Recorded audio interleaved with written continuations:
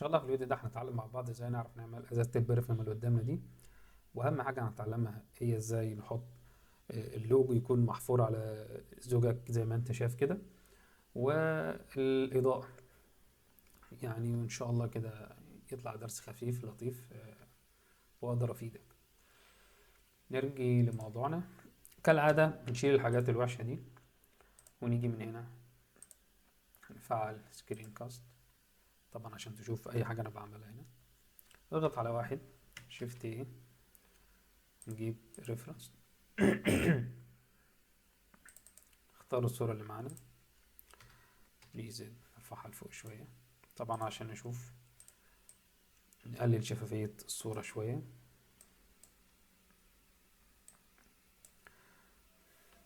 نيجي من هنا كده ريزد كمان شوية، شيفت ايه، اختار سايكل صغيرة شوية، تاب اف، ريزد هنبدأ من هنا مثلا ايزد،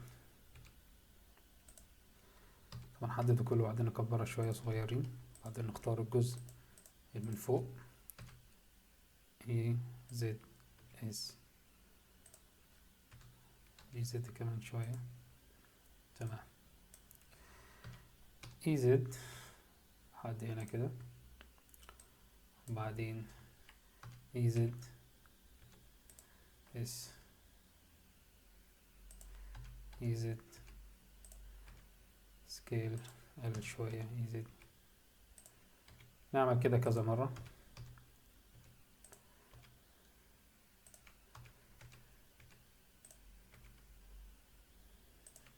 اي زد اس، ننزل تحت شوية، اي زد لحد كده، اكس فيس. هنيجي هنا اضغط على 2، اختار الجزء ده كنترول بي، نعمله بافل خفيف كده. نيجي برضو من تحت اختار 3 فيس، بعدين اي جي زد، اضغط على 2، اختار الجزء ده كنترول بي، نعمل بافل، اختار الجزء ده برضو كنترول بي بافل. لحد دلوقتي زي الفل. نرجع لورا، اختار الجزء اللي فوق ده، شيفت دي اس جي زد، اطلع فوق شوية اس، تاب.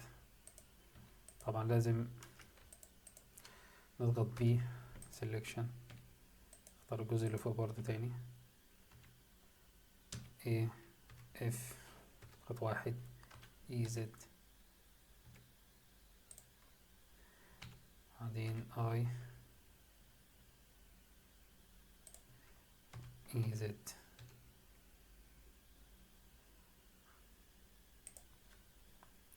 تمام. ضغط على سلاش عشان نشوف معانا كويس، بعدين I E Z فوق واحد عشان نشوف بقى ايه اللي هنا، G Z كمان، بعدين I زي الفل. نرجع من هنا ميد بافل، من هنا كنترول بي، برضو الجزء ده من هنا كنترول بي كده، وهنا كنترول بي، حاجة بسيطة كده. نرجع تاني هنا، حدد من الجزء اللي بره اللي جوه، كنترول بي، تمام. سلاش ارجع تاني، طبعا كنترول 3، كليك يمين شادو سموث، اللي تحت نفس الموضوع كنترول 3، كليك يمين شادو سموث. طبعا لو شفت كده بقى مظبوط عشان احنا ظبطنا البافل من تحت. ممكن نيجي هنا نضغط هنا كنترول ار، كنترول بي، نعمل بابل خفيف كده بس. برضو من فوق نفس الموضوع، كنترول ار، كنترول بي، ننزل كده. جميل. سلاش كده كله زي الفل. ممكن نيجي هنا نكبرها شوية، هي كده مظبوطة، خلاص هنسيبها مظبوطة. نيجي بقى للنقطة المهمة بتاعتنا وهي الماتيريال. ماشي، أهم حاجة نيجي هنا نختار فيس اوريجين. لو كلها زرقا كده انت كده ماشي زي الفل. طلعت معاك حمرا، هتيجي هنا زي ما انت اخترت كده، تضغط شيفت ان، شيفت ان، هتلاقي دي اتحولت معاك للون الازرق زي ما انت شايف كده. بس بدل هيشغلها معانا تمام. نضغط ده جي اكس. يلا بقى نجهز السيت اب بتاعنا. شيفت ايه، طب بلين، نطلع بيه لفوق شوية، بي زد. جميل. ممكن نخفي دي دلوقتي مش عايزينها، بس كبر كده.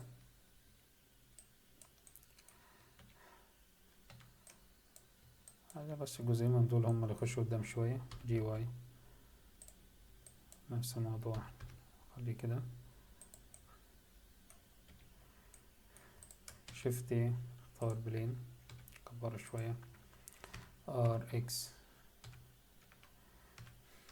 90، نرجع لورا شوية. تمام. ونكبر دي كده اس اكس. ناخد من ده برضو شيفت دي، ار زد 90 لفوق. هنجيب هنا، طبعا لو ضغطنا واحد عشان نشوف الشغل معانا مظبوط ازاي. شيفت ايه، ونختار الكاميرا، كنترول الت زيرو. اعدادات الكاميرا نخليها دي 150، ونيجي من هنا نخلي ده 1080. نظبط كده مع بعض. جي زد زد، خش لقدام شوية.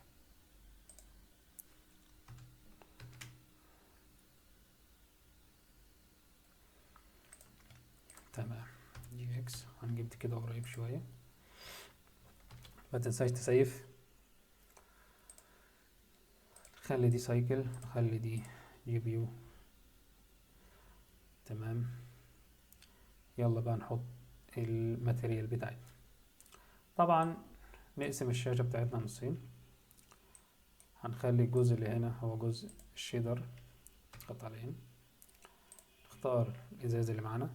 طبعا كالعادة واهم حاجة لازم تجيب كده الريندر، بس انا مش هعملها كده، فانت تقدر تفعل الريندر ده وتشتغل ورايا معايا الجزء اللي انا هعمله. لان لو سبت الريندر كده الجهاز يعني عشان مفيش كارت شاشة فهيقفل مني. انا هخليه ده على السوليد او على الماتيريال، برضه بيبقى كويس، هيشتغل معايا عادي. يلا يا حماد. ماشي، هنبتدي بالجزء اللي ورا. كليك يمين من هنا، نختار كليك شمال، المهم يعني نفتحه من هنا.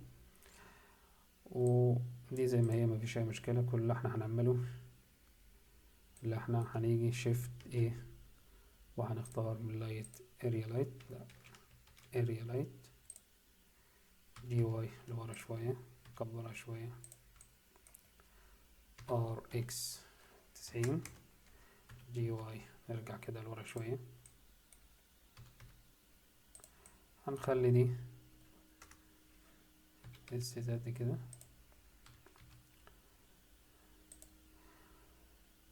خلي دي 1000. 1 2 3 أوب. نبص بصة. تمام. طيب أهم حاجة عندنا هي خامة الإزاز اللي معانا. هنختار ده كده، نيجي هنا شيل دي، نختار شيفت ايه، جلاس، هنخلي دي 1.450. طبعا احنا اخترنا اللي بره، عايزين نختار اللي جوه.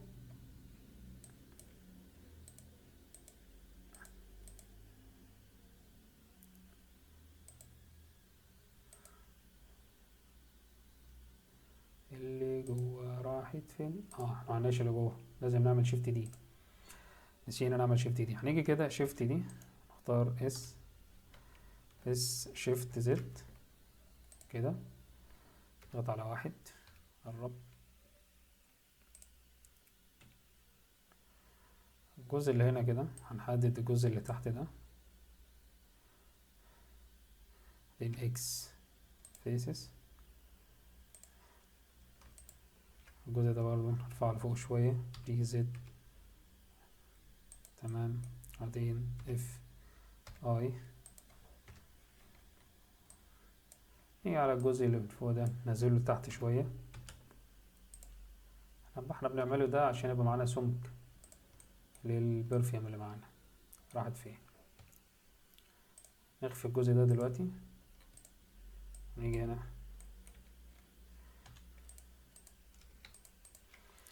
اي اس اي زد، بعدين حدد الجزء ده مع ده، كنترول بي، بس كده. ممكن اي زد خفيفة، بس كده زي الفل. رجع تاني الغطا، نجيب بقى الازازة اللي معاه، طبعا كلها هتكون واخدة نفس الماتيريال، فنرجع تاني هنلاقي كده ظبطت معانا. نظبط الإضاءة، نيجي على الجزء اللي على اليمين ده، نديله بقى الماتيريال بتاعته. هنيجي هنا نختار شيفت ايه ايميشن،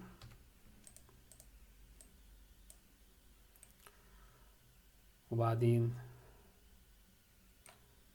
كنترول تي، هنشيل دي، شيفت ايه، نختار كلر رام، نوصل الحاجات دي كده ببعضها، ونشوف بقى الدنيا معانا ماشية ازاي.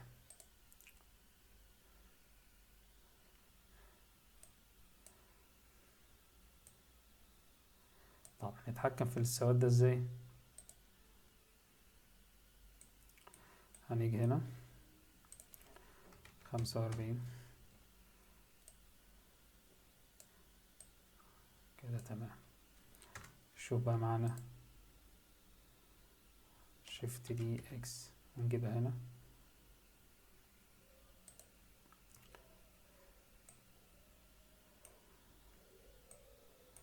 الجزء اللي ورا ده طبعا شيفت دي اس،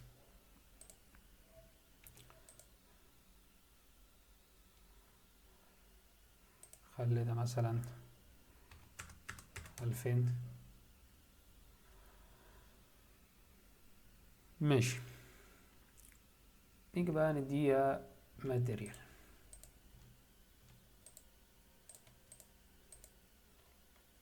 هنيجي من هنا نرجع تاني الازازة بتاعتنا عشان نعرف نشوف الماتيريال ايه بالظبط، ونختار الماتيريال بتاعتنا.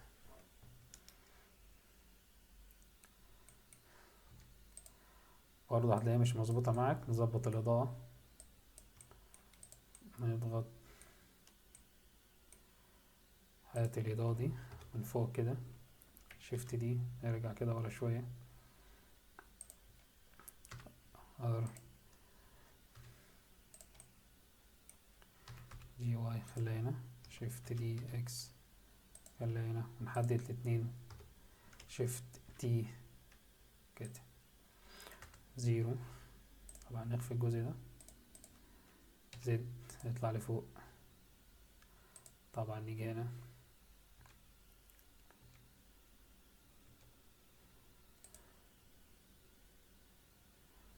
خلي الايميشن وليكن 5.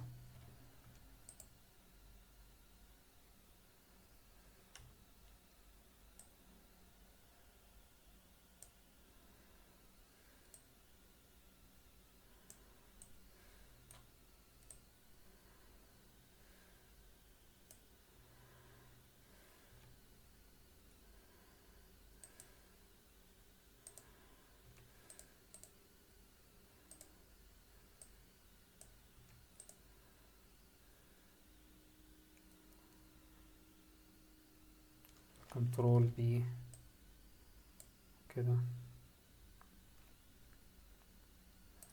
حددت الازازة اللي معانا اللي فوق دي نيو،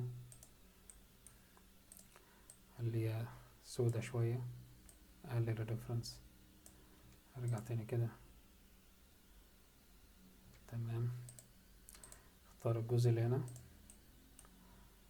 ممكن نقلل الريفرنس شوية.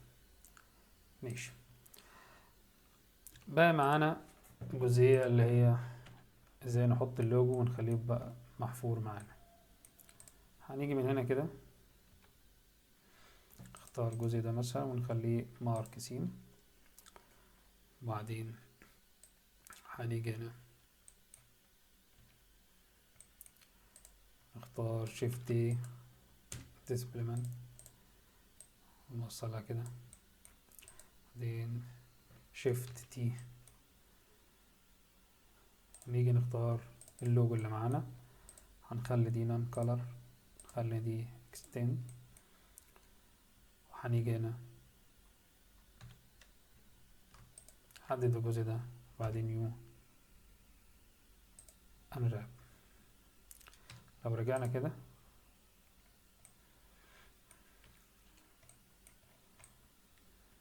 موجودة بس مش مظبوطة، نظبطها ازاي؟ من هنا هنيجي نخلي دي 0.03، اختار من هنا UV editor، حدد الجزء ده R90 SGX،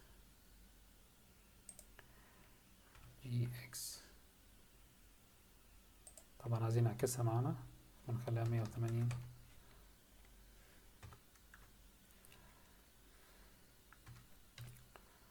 ونحرك كده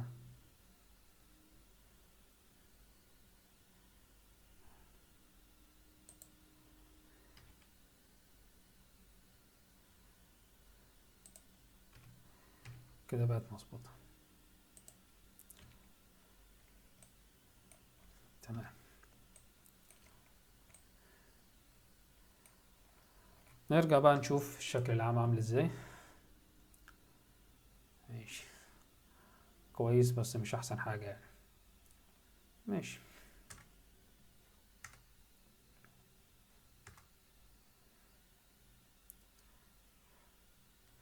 طبعا الإضاءة انت وخيالك يعني، كل ما تشتغل كل ما اي حاجة بسيطة بيحصل فرق. فاحنا هنيجي هنا ننزل تحت color management، هنختار فيلمك والهاي كونتراست، ونشوف كده بقى افضل شوية، بس احنا برضو ممكن نقلل الإضاءة بتاعتنا من هنا. لو خلينا ده 500 مثلا، ده نفس الموضوع 500، رجعنا كده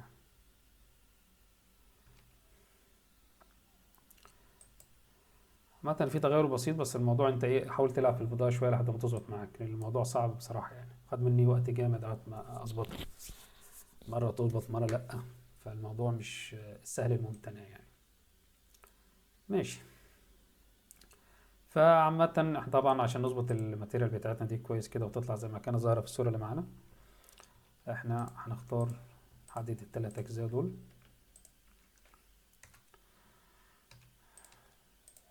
وناخد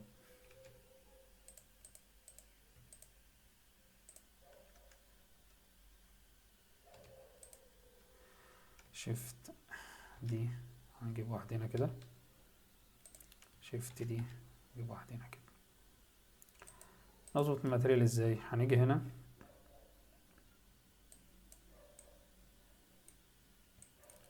هنخلي الريفرنس 0.3، طبعا عشان ما يظبطوش مع بعض، مش التلاتة يتغيروا، لازم نلغي ده، نخلي ده 0.3، ونخلي ده كده. شوف كده ماشي. طبعا هغير الازازة من بره، احنا عايزين نغيرها اللي جوه، نفس الموضوع برضو.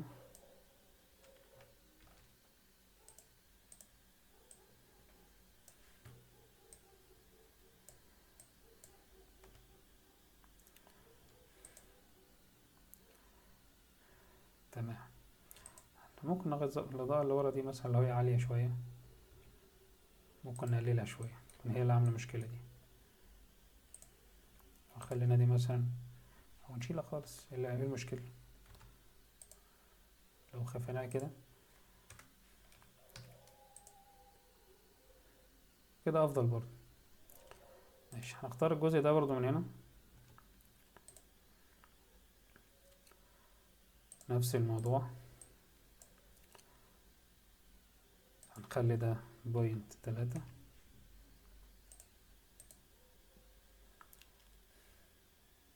طبعا ده عشان يظهر معاك انه عادي خالص، مش لازم 0.3. لو خليت 0 كده ده يبقى فيه 0.3. مع احنا هنيجي هنا ونخلي ده 0.3 ونخلي ده كده، نرجع كده. ماشي،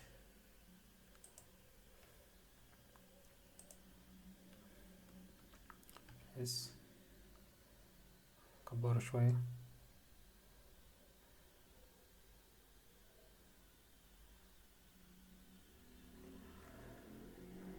ممكن نختار اللي ورا ده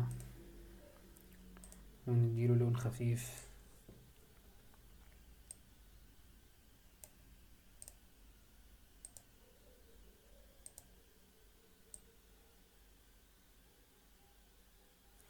مش لازم لون، بس عامة لو احنا جينا هنا نخلي ده برضه نفس الموضوع 0.4 مثلا، 0.3. وحاول تغير في الإضاءة. شو لو احنا بعدنا، نرجع كده تاني، لو احنا جبنا الجزئين دول بعدناهم شوية، جرب يعني، حاول تغير حاجات كتير كده وجرب. تيجي من هنا برضو، تطلع من هنا شوية، يعني ما تعتمدش على اللي انا بعمله يعني، ممكن تعكس الاتنين مع بعض. شوف هيبقى معاك عامل ازاي.